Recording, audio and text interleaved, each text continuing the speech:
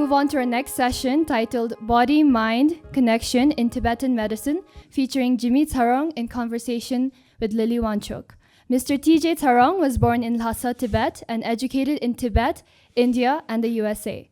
As the former director of the Tibetan Medical Center in Dharamsala, he transformed it into a highly successful institution, treating about 25,000 patients worldwide daily. He is the author of 4 works on Tibetan Buddhist medicine and is currently working on medical teachings of Sakyamuni Buddha. Joining him is Lily Wanghcuk, with 30 years of experience as a writer, consultant, former politician, diplomat, and UNDP assistant resident representative. She was the first woman in Bhutan to lead a political party and has consulted for various organizations. Lily holds a master's in public policy from Australian National University and numerous accolades, including being recognized as the top global woman for 2013 by Diplomatic Korea USA. She is currently the founder and president of 33 Soksum Center for Wellbeing and Happiness and is trained in various holistic healing practices. Please join me in welcoming Jigme Tsarong and Lily Wanghcuk to the stage. Very good afternoon. It gives me great pleasure to share this conversation with a very eminent personality, Mr. Jigme Tsarong, who's not only an expert in traditional Buddhist medicine, but also a very passionate advocate of this oldest healing, one of the oldest healing systems in the world. So Mr. Tsarong is the author of 4 books on Tibetan Buddhist medicine, and is presently working on the next book called Medical Teachings of Sakyamuni Buddha, largely translations from the Kanjur. So thank you very much. Today we will be covering a session on a very important and a profound subject, mind-body connection in Tibetan Buddhism. As most of you here would be aware, that everything around is energy, including the universe and our body. And our mind and body is very intricately interlinked and connected. So before we get into that, to set the context, before we get into the main subject of mind, body, and connection in Tibetan Buddhism, may I request Mr. Tsarong to share some brief insights into Tibetan Buddhist medicine. It goes back to the Indus Valley, to the mystical thinkings of the Munis and the Samanas. And gradually, maybe about the beginning of the first millennium BC, then a group of these Samanas, they started becoming, having their own practice of healing, based on the findings of these Samanas. So the connection is even with the Buddha. He was Shakyamuni. So the connection with the Munis of the Indus Valley, so you see the connection. And then the Samanas, they somehow got in touch with the Buddha. Perhaps they gave him a new lease of life when he was dying along the banks of the Naranjara river. And he was dying. And they said, oh, this young man, we have to help him. So they gave him immediate emergency medical care.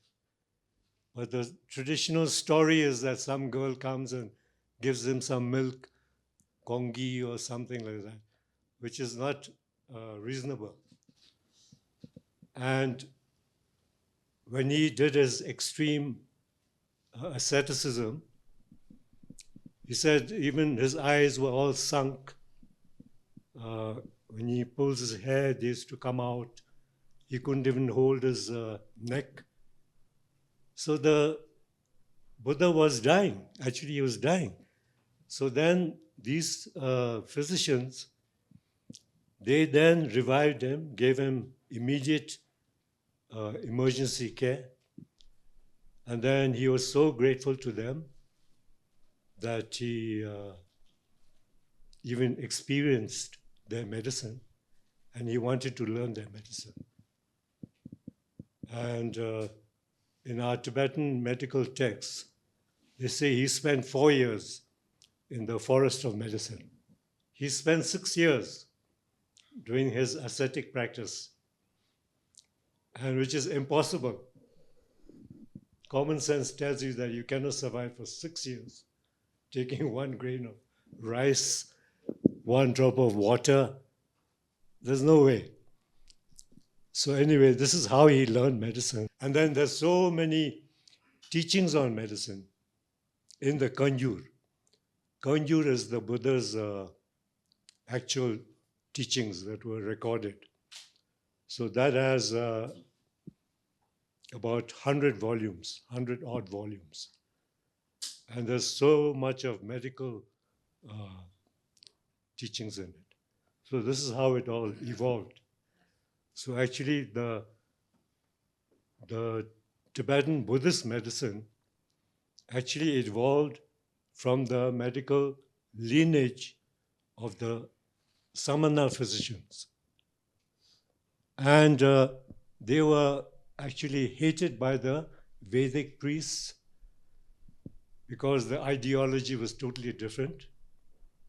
While the Vedic priests say it's the anger of Rudra that has punished you, and you got your leprosy or whatever. And then you have to do all your purification rites through the priests. And they will tell you to do this sacrifice or do this particular ritual. And so the ideology is totally different. And even the culture was different. From the Vedic priests who were actually coming from the north, by land, while the Munis, Samanas, they may be coming from Africa. So they were the sea people as compared to the land people, cattle people. So they were the fire people, and these people were the water people. So anyway, this is the tradition that evolved. And so the Vedic priests, they hated them so much that they had to write about them. So in the Yajur Veda, they denounced them, they vilified them, and thanks to their hatred, we can at least put a date to when they flourished. So the Yajur Vedas, I think about 900 BC, about that time. So these people survived, they flourished at that time. And then the Buddha, of course, in 6th century BC, he learned the medicine and he taught the medicine that was taught by his teachers. That lineage evolved into the Buddha's tradition, and he introduced the mind into medicine. So then he made it into a holistic system. And then he's the first one to introduce the mind into medicine. And then he developed his own medicine, which basically is the 8 noble paths. That is the supreme medicine. So the mind, he introduced the mind into matter, and actually within that lineage, his teacher's lineage, there were 8 main physicians, and they had written 8 books, or composed, maybe it was an oral tradition, I don't know. But we know that there was there could have been a book which was called the 8 Divisions of Tsaraka. And the Tsaraka are the rovers, the wanderers, the samanas. So among them, there were 8 of them who wrote 8 treatises on medicine, dealing with 8 specific disciplines of medical knowledge, such as toxicology, children's disorders, poisons, old age. So there were 8 of them, anyway, 8 different branches. They classified the study of medicine into 8 specific disciplines. And the funny thing is that modern medicine only began doing this classification only in the 19th century. And this 8 division becomes the central title of all the books, which later we can follow. All these books are available. So the oldest is the one which the Buddha gave, the teachings of his teachers. And this happens to be the world's oldest medical treatise. And it's called The Total Pacification of Disorders. So disorders you cannot eradicate, you pacify it. That's the idea. Because it's based on energies. And actually there are the 5 energies, which in their gross form are the spatial energy. Then you have the motion, which we say lung. Lung is the motion. Then comes the me. Me is the fire, the heat, thermal energy. And from thermal energy, then you have the liquid, the cohesiveness, which is actually in its gross form is the water. And finally, you have the solid or the mass. So all these energies, they accumulate. We say jungsa, they accumulate, and then they transform. Gyur, jungyur. So they are transforming. So basically, he's talking about energies that transform into matter. This is the whole basis of this whole tradition.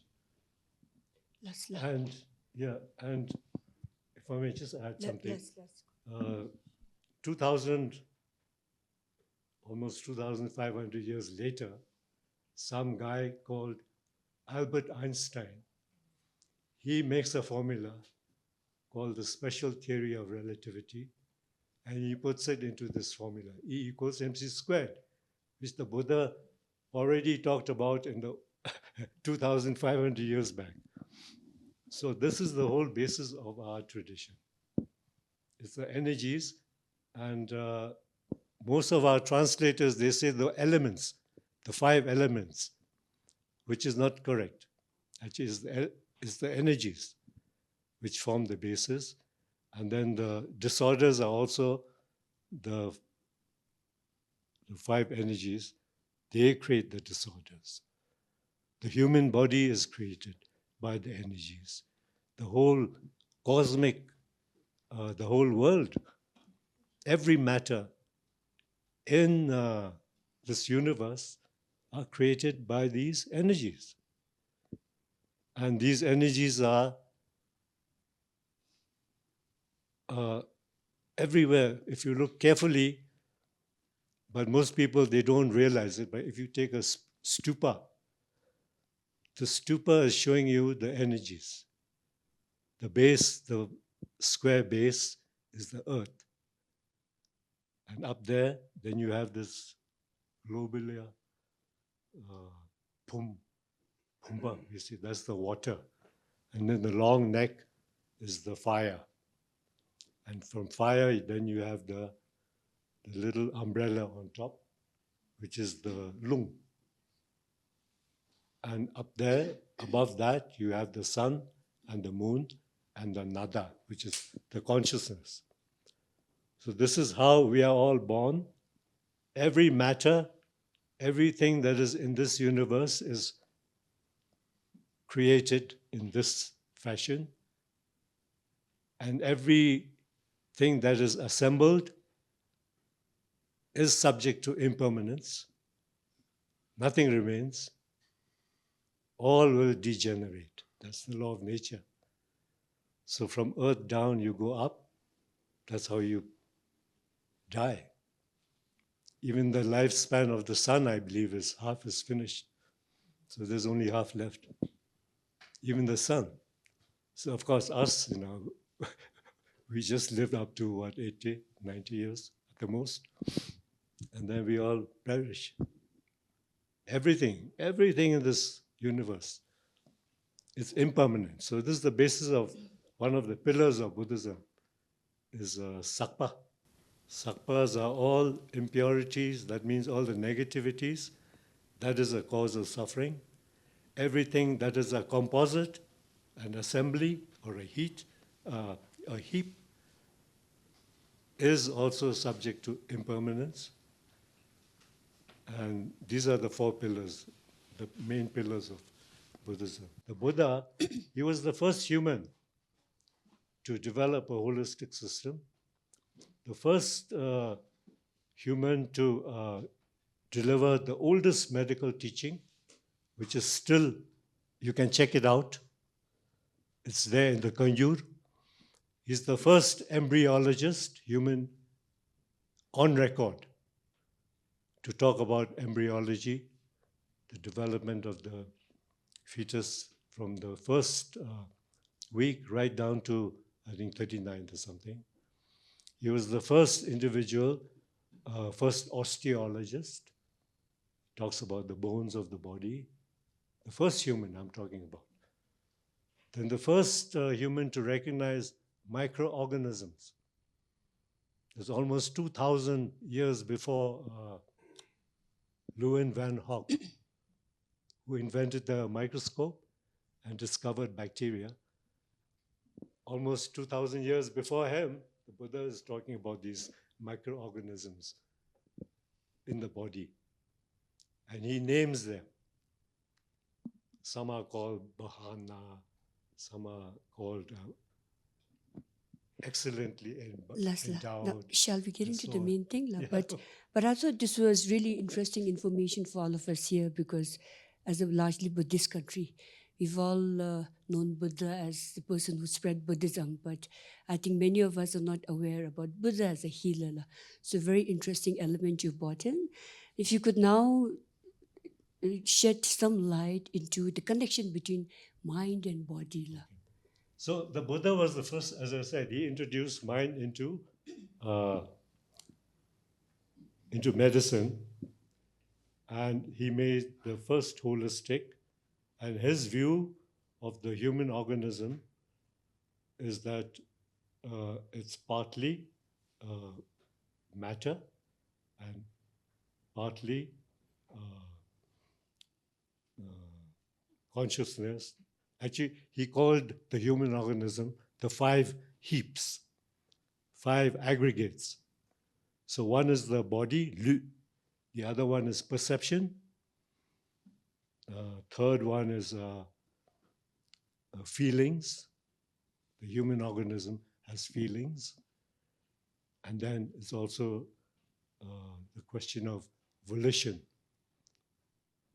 endowed with emotions of anger, hate, jealousy, all that. And finally, consciousness. So the 5 heaps. So you have the mind, 4 of them, and 1, the body. And then in the Dhammapada, he says, the mind is the boss. Mind is the supreme. Che nam yi rangshin. That means all phenomena are the nature of the mind. And the yi is the tso. Tso means the chief. So shin wendo draws, that means goes beforehand, is the boss. While the speech and the body are just servants. They just take orders from the mind. So the mind is the supreme. And it is the mind that you have to, so he made a medicine for the mind. And his supreme, he called it the supreme medicine. That is the 8 noble paths. And he said that is the supreme medicine dispensed by the supreme physician. So he called himself the supreme physician. And all those who are practicing Buddhists, actually they are practicing Buddhist medicine, but they don't realize it. Because it is a medicine for the mind. It is the medicine to give you, lead you towards no suffering. And so this is the most important part of the mind-body. Mr. Tsarong, could you highlight a little more on the medicine for the mind? Did you just... So that's the 8 noble paths. Yes. So it's connection. No, that's the Buddha said, that's the supreme medicine. To get rid of suffering. Suffering from old age, suffering from birth, suffering from disease, suffering from death. The soul medicine, these are the medicine, the 8 noble paths, which are condensed into 3. The moral discipline, it's called Tsutim Kilava, the 3 trainings. So one is moral discipline, second one is Tingi Zin, which is concentration, single-pointed concentration, and third is wisdom. So this is the condensed form of the 8 noble paths. So 8 noble paths dealt with right view, right effort, right speech, right livelihood, right mindfulness, and finally, I think, action. So anyway, the 8 is well known. So that's the supreme medicine. That's the path. So, but how would you relate that in terms of someone like, for example, who's not a Buddhist and may not necessarily be familiar with the 8 noble paths?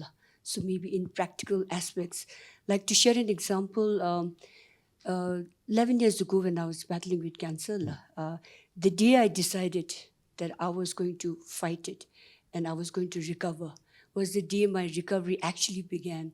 And that was a really profound experience where I felt it was my mind's work at play, that every cell in my body was reacting. So similarly in Tibetan Buddhism, maybe something more practical which I think our audience might be able to relate to. The power of the mind in self-healing. So the mind, as I told you, is the boss. So you have to use your mind. And the mind, the essence of the mind is the energy within you. And the energies, they control matter. Since the mind is the boss, all the cells, they are all the servants. So the boss has to be happy. Boss has to be in good health. If the boss is in not good health, then the cells also, they've had it. And then some of them, they even go wild, right? Then you have cancer. You can't control. So the essence is the mind. And even with you, it's the willpower and the desire to fight it up. That's the power of the mind. It's the mind over matter, as far as I'm concerned. So the key takeaway for me, I found, was the key to mental, emotional, physical well-being is being the master of your mind, and Yes, probably, being the master of your mind. But how would you, in context with Tibetan Buddhism, how do you think one can master the mind? Would that be through spiritual practice? Well, as I said, there are the 3 trainings, right? Labasum. So one is moral discipline. Second is Dingi Zin, the single-pointed concentration. And then the third is Shirap, which is the wisdom. And what is the wisdom? The wisdom is wisdom that recognizes the emptiness of everything.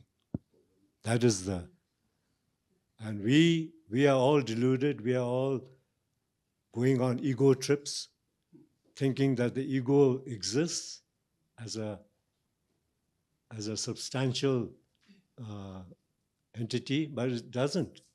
That's the delusion. And it's the ignorance, this is the ignorance, what we call marikpa. Marikpa. So rikpa is the awareness, right? Clarity. But you don't have that clarity, marikpa. So that gives you the dangzin, the clinging to yourself and cherishing yourself. Da jinzing. So the two.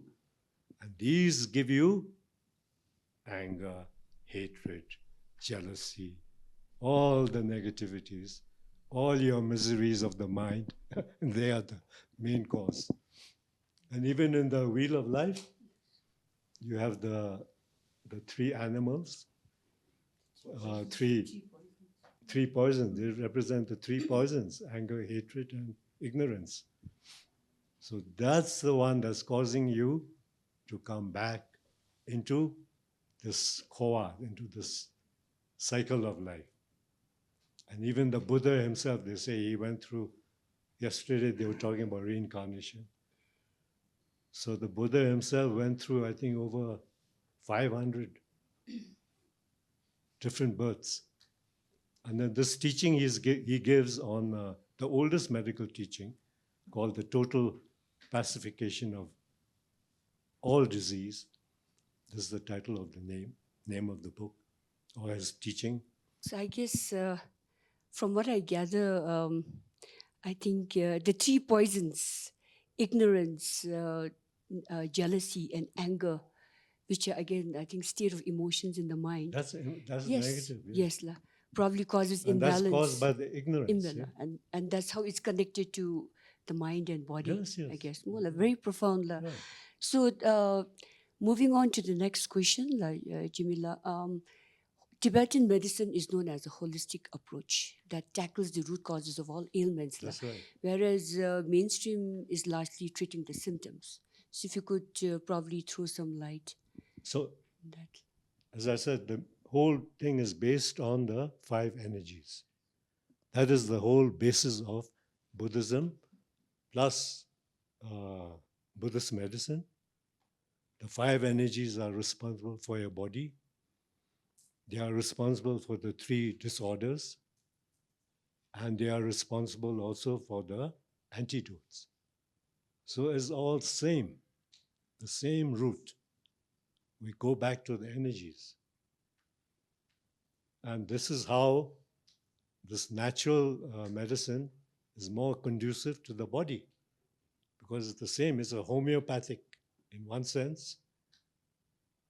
In another sense, it's allopathic, because if it's a hot disorder, we give you plants or different techniques that are cooling to balance the imbalance. Coming back to Bhutan, Tibetan medicine is largely known as a traditional Bhutanese medicine, and it is believed that early traces of traditional medicine was there in the country when the earliest civilization began, and it's believed that it may have been introduced in Bhutan during the advent of Mahayana Buddhism in the 8th century, and further integrated into the system by Shabdungong Namgyal in 17th century.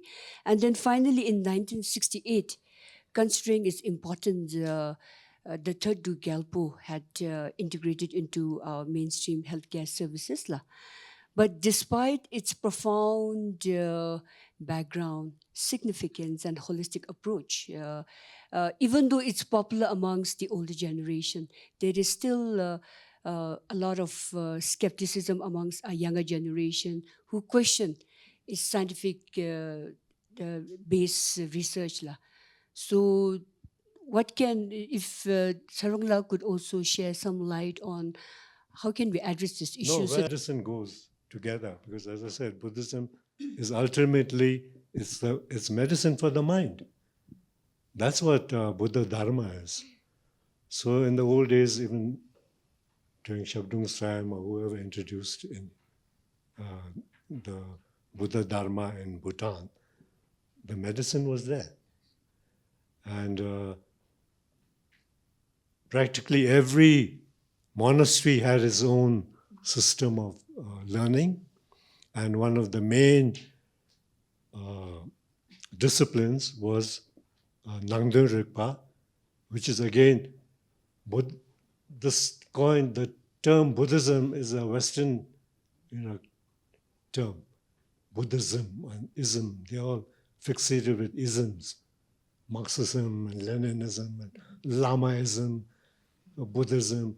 Actually, the real term is Nangki Tönge Rigpa, Nangden Rigpa, the inner reasoning, knowledge of inner reason. That is the correct term. So anyway, going to medicine, even in Bhutan, I think from Bhutan, sometimes they even went to Tibet to study. For example, the first Chungso that I know was Pema Dorji. I think so. I don't know. Could have been earlier. I've met him. And he's a student from Chapuri. See? So he's also brought the Tibetan Buddhist medicine. So I use the term Tibetan Buddhist medicine for this system. And it depends on who's talking about the tradition. If it's somebody from China, he'll say it's Chinese medicine. If it's from the West, they'll say, oh, it's the Greek system. It's the humors, the bile and the wind and phlegm, some nonsense. They'll say that. Then in India, they'll say, oh, it's Ayurveda. Everything in the Tengyur and the Kanjur is all Ayurveda. So it goes like that. So I use the term, the correct term. Even the government of India recognizes something called Sowa Rigpa. But Sowa Rigpa is a curriculum. It's not a system of medicine. And then they called it Amji system. But then they found that Amji is a Mongolian word. So Amji it just means a doctor. So you can't say it's a system of a doctor. Or like Sowa Rigpa, it can't be a system of medicine. That's where they go wrong, not a system. So the Buddhist, it actually is the Tibetan Buddhist system. And the reason I use the word Buddhist, because it comes from the Buddhist tradition, from the Buddha, and actually it's the Samana tradition, which the Buddha learned. But then he became the greatest of all the Samana physicians. So in that Buddhist medicine, the term, it's included. And then I include Tibetan. Why? Because the Tibetans have preserved it. For the rest of humanity, it's the Tibetan scholars who have preserved it. They have developed it. They have developed the medical tradition. They've even introduced gynecology into the 8 areas of medical study. In the Buddhist system, they didn't have gynecology. The Tibetans introduced that. Then they introduced thousands of alpine medicinal plants. Thousands of them. There's one book by Dumar Geshe Tenzing Pinso. He's written one book where he has introduced almost 2,200 different plants. Then in the field of diagnosing, the Tibetans have introduced the pulse diagnosis and urine analysis. And the pulse diagnosis, the idea they got it from the Chinese yin-yang organs. And they just improvised that, and they put it into the Buddhist theory, And the Buddhist medical samanas, they would not understand this system because they wouldn't know anything about the pulse. There's nothing about the pulse in Buddhist medicine except, oh, it's just check with the fingers, that's all. But there's no proper tradition. So they won't understand. The Chinese won't understand. So that's the Tibetan system. So I use the word Tibetan because they've, as I said, they preserved it. And for the rest of the world, they've improvised it, they've developed it. So they deserved also the name Tibetan should be there. And then, of course, Buddhist. And I use this word to distinguish it from the Thimphu. The Tibetan Thimphu, again, there's another problem with that. But the Thimphu is the folk medicine. And the folk medicine is your grandmother's remedy passed down from generations. It's a limited thing. They've been knowing about how to set the bones or certain medicine for healing the wounds or things like that. But that's a folk medicine and is limited to a certain area. While this medicine is a regional, it's a scholarly system. You can study it. And then it's regional, it's spread all over. It's Tibetan medicine, undoubtedly, Tsarong, as you pointed out, is a significant contribution to the world. And I think it was the past and probably may also be the future. And I guess that's what I feel. It'll be the future medicine. I'll predict. If I may, it'll be the future medicine because the mind is coming. All the university, Virginia University, Harvard, Emory, they're all studying, they're all doing with the mind science dialogue initiated by the Dalai Lama. So now the mind is becoming more the center of attention. And as I said, the Buddha Dharma is the ultimate medicine for the mind. So now even with His Majesty's mindfulness program, so gradually this will be the future. And there's no conflict with modern medicine and our system. There's no conflict. Because the body is matter. So we have to learn the new techniques. You use all the modern AI, whatever, diagnosing techniques, machines. You can use that. There's no problem. But the main thing is you have to give the best possible treatment for the patient. And natural medicine is, conducive to the body because the energy, it comes from the same energies. So it's the holistic system. And the body accepts it. While they're dishing out all these chemicals, they may be good for a certain ailment, like the heart or something. They damage your kidneys or your liver. There's so much side effect. But some cases you need massive doses of antibiotic, in some cases. But then you have to pay the price. Your good germs are going to go. And your immune system will also be compromised. So the key is to, the mental health, I think, is the key. Before I break the floor for question and answer, I don't think we have much time, but just one last question. Mr. Tsarong, you've written a book on Tibetan medicinal plants, and Bhutan, as you would know, in the past was known as Lhojong Menjong, meaning the land of medicinal plants, and I believe we have more than 600 medicinal plants. So have you thought about researching and writing a book on medicinal plants in Bhutan? No, I'm not into plants at the moment. I'm more keen on letting people know about the Buddha's contribution to medicine. And there's so many teachings available.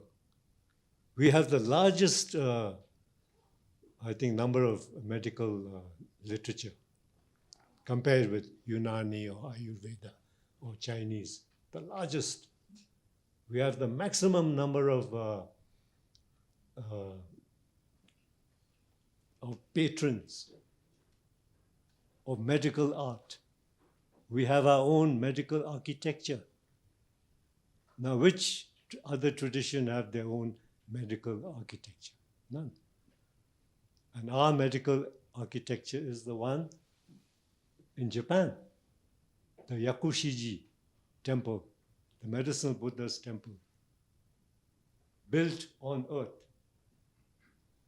started by Emperor Thimphu, I think, in 7th century. And then so many paintings, sculptures, statues, bronzes, murals, thousands of them, all to do with medicine. And if you include the Buddha, who's also a medical man, so then you'll have tens of thousands of art. And in Japan alone, there's, I think, about 200, all national treasures, sculptures of the medicinal Buddha. Yes.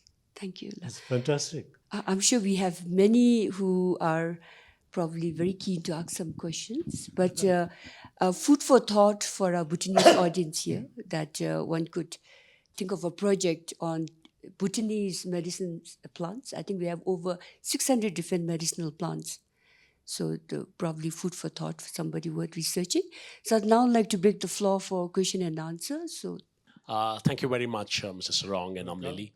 One of the things that we always associate with Tibetan pills, which the doctors give, the Dungshos give, is that you'd have a strict regime that you have to be fasting or you have to have it after a particular meal. Are these conditions to train your mind more than the effect of the pill, so that it's just a placebo and you're training your mind to heal your body? Rules for these So pills. actually, what we are doing is we are not doing it properly. Even our medical centers, they are all going into the business aspect, which is not right. The best medicine we provide is your behavior. And behavior means your speech, your mind, body, speech, and mind. That's the best medicine. And if that doesn't work, then you give proper diet. The second medicine is diet, proper diet. Then after that, if that doesn't work, then you give medicines.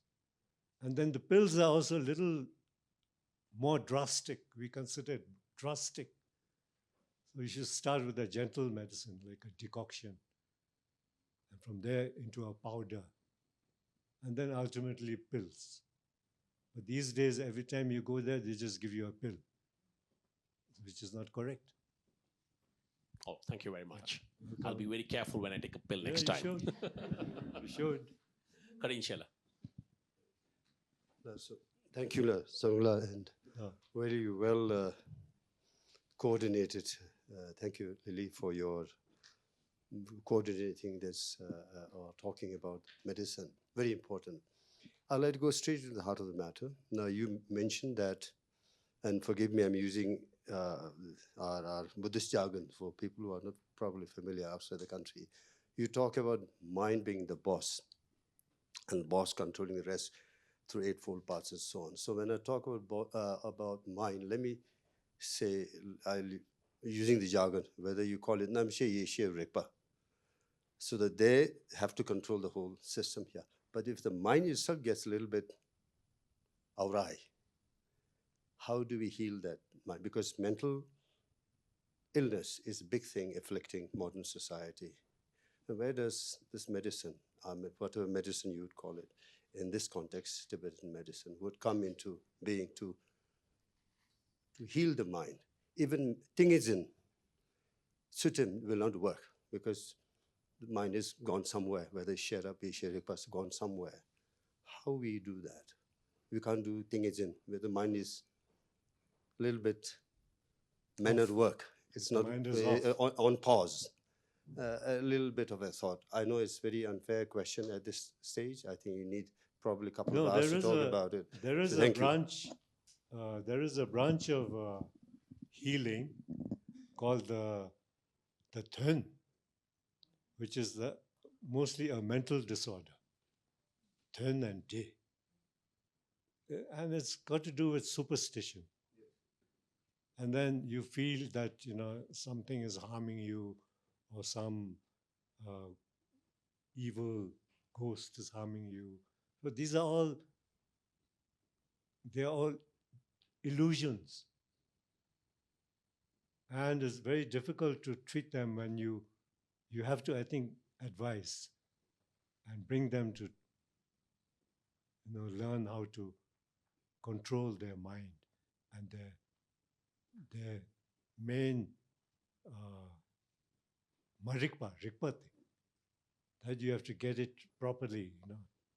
I think that's the spiritual advice is the only way. I don't think medicine will work.